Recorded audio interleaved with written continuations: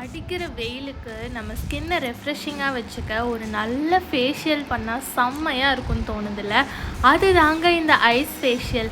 இந்த ஐஸ் ஃபேஷியலை எப்படி கரெக்டான ஸ்டெப்ஸில் பண்ணுறது, அது எப்படி நல்ல பெனிஃபிட்ஸ் கொடுக்கும் அப்படின்னு சொல்லிட்டு இந்த வீடியோவில் பார்க்கலாம் வாங்க. Hey guys, welcome back to our channel. ரொம்ப வெயில் அதிகமாக இருக்குது. இந்த வெயிலேருந்து எப்படா தப்பிக்கிறதுன்னு யோசிச்சா விட்டால் ஃப்ரிட்ஜுக்குள்ளே போய் உட்காந்துக்கலாம் அப்படிங்கிற அளவுக்கு அவ்வளோ வெயில் அதிகமாக இருக்குது. ஹீட் அவ்வளோ அதிகமாக இருக்குது. நம்ம ஸ்கின்னு டேமேஜ் ஆகுது, ரொம்ப புழுக்கமாக இருக்குது, ரெஃப்ரெஷிங்கான ஃபீலே இல்லை. 2-3 டைம் குளிச்சா கூட ஒரு மாதிரி ரெஃப்ரெஷிங்கான ஃபீலாகவே இல்லை.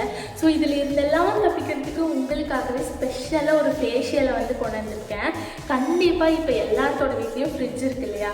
ஸோ உங்கள் வீட்டில் ஃப்ரிட்ஜ் இருந்தாலே போதும், நீங்கள் தாராளமாக இந்த ஃபேஷியலை நீங்களும் ட்ரை பண்ணலாம். இது நீங்கள் டெய்லியும் பண்ண முடியாது, பிகாஸ் கொஞ்சம் டைம் கன்சியூமிங் தான். பட் ஸ்டில் உங்களுக்கு ஒரு நல்ல ரெஃப்ரெஷிங்கான ஃபீல் கொடுக்கும். அதே சமயம் ரொம்ப ரிலாக்ஸ்டாக உட்காந்து வீக்கெண்டில் பண்ணக்கூடிய ஃபேஷியல் தான் இது. ஸோ இது என்னடா புது விதமான ஃபேஷியலா அப்படின்னு கேட்டால் அப்படிலாம் கிடையாது. எங்கள் அம்மா ஃபஸ்ட்டாக ஃப்ரிட்ஜ் வாங்கின காலத்துலேருந்து இதை பண்ணிகிட்டு இருக்காங்க. ஆனால் நம்ம ஊரில் பெருசாக இதை பற்றி பேசப்படலை அப்படின்னு சொல்லிட்டு நான் நினைக்கிறேன். இதில் இருக்கிற பாசிட்டிவ்ஸ் எல்லாம் நிறைய பேருக்கு தெரியலன்னு நினைக்கிறேன். இன்னும் ஒரு சில பேர் இது பண்ண தெரியாமல் பண்ணி தப்பாக பண்ணி ஃபேஸில் நிறையா மார்க்ஸ் வாங்கிக்கிறாங்க. ஸோ அதெல்லாம் கிடையாது. உங்களுக்கு இந்த ஃபேஷியலை எப்படி கரெக்டாக பண்ணுறது அப்படின்னு சொல்லிட்டு நான் சொல்லிக் கொடுக்க போகிறேன். ஸோ அதுக்கான வீடியோ தான் இது. ரொம்ப வளவலன்னு பேசுகிறேன்ல, வாங்க டக்குன்னு வீடியோக்குள்ளே போயிடலாம். ஸோ இந்த ஃபேஷியலோட ஃபஸ்ட்டு ஸ்டெப் என்னென்னா நம்மளோட ஹைஜீன் தான். ஃபஸ்ட்டு ஹேண்ட் வாஷ் போட்டு ஹேண்டை நல்லா வாஷ் பண்ணிக்கிறேன். இந்த ஃபேஷியல் கிடையாது, என்ன ஃபேஷியல் எடுத்தாலும் நம்ம கையை வச்சு தான் நல்லா மசாஜ் பண்ண போகிறோம். அப்படிங்கிறதுனால கையில் நகத்துக்குள்ளே ஏதாவது அழுக்கு இருந்தால் அதை ஹேண்ட் வாஷ் யூஸ் பண்ணி நல்லா இந்த மாதிரி வாஷ் பண்ணி கழுவிக்கிறது ரொம்ப நல்லது. ஒரு 2 நிமிஷம் அதிகமாக ஸ்பெண்ட் ஆகும், அவ்வளோதான். கையை கழுவினா மட்டும் போதுமா? அடுத்தது ஃபேஸ் வாஷ் பண்ணணும். ஃபேஸ் வாஷ் பண்ணணும் அப்படின்னா நான் மேக்கப் போட்டிருந்தா மட்டும்தான் ஃபேஸ் வாஷ் பண்ணுமா அப்படின்லாம் கிடையாது. இருக்கிற வெயிலுக்கு நான் ஆல்ரெடி சொன்ன மாதிரி செம்மையாக வேர்க்குது. நம்ம ஃபேஸில் ஏகப்பட்ட டர்ட்ஸ் இருக்கும், டஸ்ட் இருக்கும். ஸோ அந்த வேர்வையே பார்த்தீங்கன்னா சேர்ந்து ஒரு மாதிரி அழுக்கு மாதிரி ஃபார்ம் ஆகிருக்கும். ஸோ இது எல்லாத்தையும் போக்குறதுக்கு ஒரு கிளென்சரை யூஸ் பண்ணும். நான் யூஸ் பண்ணுறது பாண்ட்ஸ் பிரைட் பியூட்டி தான். நான் ஆல்ரெடி ஒரு வீடியோ பண்ணி எனக்கு இந்த ஃபேஸ் வாஷ் தவிர வேறு என்ன யூஸ் பண்ணாலும் செட்டே ஆகாது. ஸோ என்னோடய ஃபேஸை கிளென்ஸ் பண்ணிக்க போகிறேன். தண்ணியே சூடாக வருது, அந்தளவுக்கு ஹீட் அதிகமாகிடுச்சு. ஸோ என்னோடய ஃபேஸை வாஷ் பண்ணிட்டேன். நான் டவலை வச்சு இப்படியெல்லாம் துடைக்கலை, ஜஸ்ட் பேக் மட்டும்தான் பண்ணேன். ஸோ தட் என்னோடய ஸ்கின் இருக்கிற அந்த ஹைட்ரேஷன்லாம் போகாமல் இருக்கும், அதுக்காக. ஸோ அடுத்த ஸ்டெப்பு இது மேக்ஸிமம் நிறைய பேர் பண்ண மாட்டீங்க. இந்த கை கழுவுறது, ஃபேஸ் வாஷ் பண்ணுறது கண்டிப்பாக இது நிறைய பேர் பண்ணுவீங்க. பட் இந்த அடுத்த ஸ்டெப்பு தான் ரொம்ப இம்பார்ட்டன்ட் அப்படின்னு சொல்லிட்டு நான் நம்புகிறேன். அது என்னன்னா சீரம் யூஸ் பண்ணுறது. ஸோ நம்ம பண்ண போகிறது ஐஸ் ஃபேஷியல். ஐஸ் ஃபேஷியல் பண்ணுறோம் அப்படின்னா ஸ்கின்னு ஐஸ் ஃபேஷியல் பண்ணும்போது டக்குன்னு என்ன இருந்தாலும் அப்சார்ப் ஆகிடும். அதுக்காக தான் ஃபேஸ் வாஷ் பண்ண சொல்கிறது. ஸோ இந்த டைமில் நம்ம சீரம் இல்லைன்னா மாய்ஸ்சரைசர், ஸ்கின்னுக்கு ரொம்ப நல்லா ஹைட்ரேஷனாக இருக்கிற அந்த மாதிரி திங்ஸை யூஸ் பண்ணும்போது நம்ம ஸ்கின் ஆட்டோமேட்டிக்காக நல்லா ஹைட்ரேட்டடாக இருக்கும். பிகாஸ் ஸ்கின்னு அந்த ஐஸ் வைக்கும்போது டக்குன்னு அதை அப்சர்வ் பண்ணுறதுனால. நல்ல ஐடியாவில்.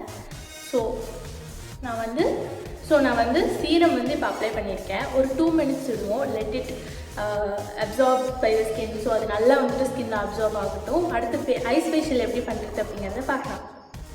ஃபேஸ் வாஷ் பண்ணிவிட்டு சீரமையும் அப்ளை பண்ணிவிட்டு அடுத்த ஸ்டெப் என்ன அப்படின்னா டைரெக்டாக ஐஸ் அப்ளை பண்ணுறது தான். என்ன ஒரு புத்திசாலித்தனம் பார்த்தீங்களா?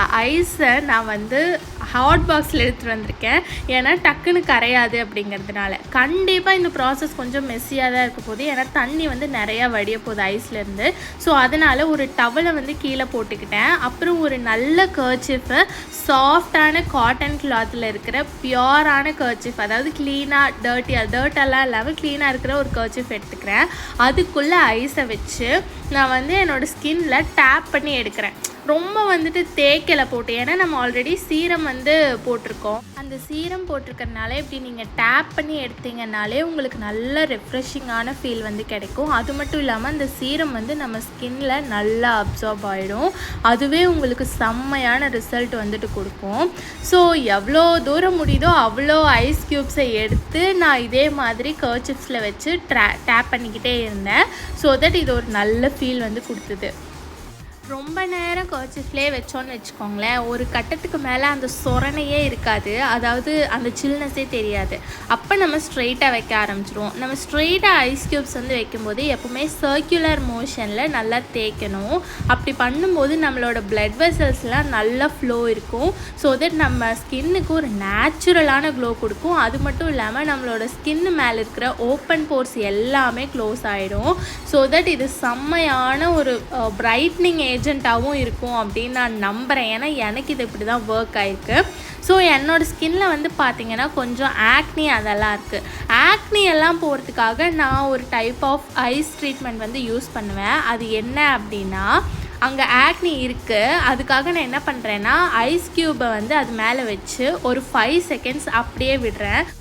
அப்படி விடும்போது பார்த்திங்கன்னா அந்த ஆக்னியில் இருக்கிற அந்த இன்ஃபெக்ஷன்லாம் கொஞ்சம் கொஞ்சமாக கம்மியாகும். அது மட்டும் இல்லாமல் அந்த இன்ஃப்ளமேஷன், அந்த பெயின் இருக்கு இல்லையா, அதெல்லாம் வந்துட்டு அப்படியே ரெடியூஸ் ஆகும். ஸோ ஐஸ் க்யூப்பில் வந்து நம்ம ஆக்னி மேலே வைக்கிறது செம்மையான ட்ரீட்மெண்ட், சீரியஸாக நம்புங்க.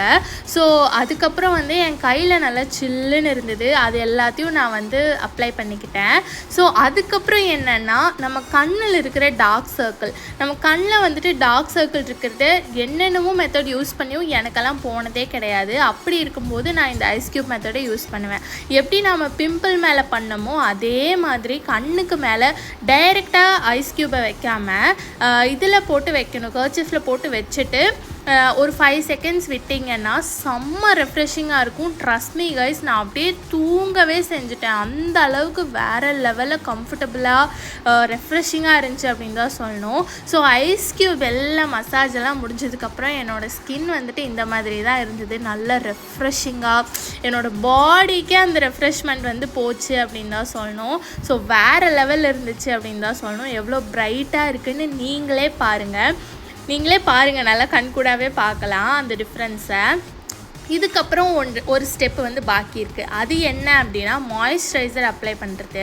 மாய்ஸ்சரைசருக்காக நான் வந்து ஸ்னேல் மியூசின் தான் எடுத்திருக்கேன். இதையும் நான் ரெஃப்ரிஜரேட் பண்ணி தான் கொண்டு வந்திருக்கேன். ஸோ கொஞ்ச நேரம் ஃப்ரிட்ஜில் வச்சா நல்லா கூலிங்காக இருந்தது. ஸோ அதை வந்து என்னோடய ஸ்கின்ல நல்லா அப்ளை பண்ணிக்கிறேன். இது வந்து டேப் மெத்தடில் யூஸ் பண்ணும்போது நல்ல ரிசல்ட் கொடுக்கும்.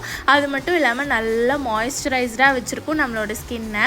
ஸோ ஹைட்ரேட்டடாக இருக்கும் ரொம்ப நேரத்துக்கு. அந்த கூலிங்கும் அந்த மாய்ஸ்சரைசரும் சேரும்போது வேறு லெவல் எஃபெக்டிவாக இருக்கும். நீங்கள் வேணால் ட்ரை பண்ணி பாருங்கள். நான் ஸ்னெயில் மியூசின் யூஸ் பண்ணுறேன். உங்களுக்கு வேறு ஏதாவது மாய்ஸ்சரைசர் இருந்தால் நீங்கள் அதை யூஸ் பண்ணலாம். மாய்ஸ்சரைசரே இல்லை அப்படின்னா நீங்கள் தாராளமாக உங்ககிட்ட இருக்கிற ஆலோவேரா ஜெல்லை நீங்கள் யூஸ் பண்ணலாம். ஸோ வேறு லெவலில் ரெஃப்ரெஷிங்காக இருக்கும். ட்ரை பண்ணி பார்த்துட்டு கமெண்ட்டில் சொல்லுங்கள், கண்டிப்பாக சொல்லுங்கள். இது ரொம்ப கஷ்டமும் கிடையாது இல்லையா, எல்லோரும் ஈஸியாக ட்ரை பண்ணலாம். அண்ட் மெயினாக பாய்ஸும் ட்ரை பண்ணலாம், கேர்ள்ஸ்க்கு மட்டும் கிடையாது. ஸோ ட்ரை பண்ணி பார்த்துட்டு கமெண்ட்டில் சொல்லுங்கள். நான் உங்கள் எல்லோரையும் இன்னொரு இன்ட்ரெஸ்டிங்கான வீடியோவில் மீட் பண்ணுறேன். Until then take care, by.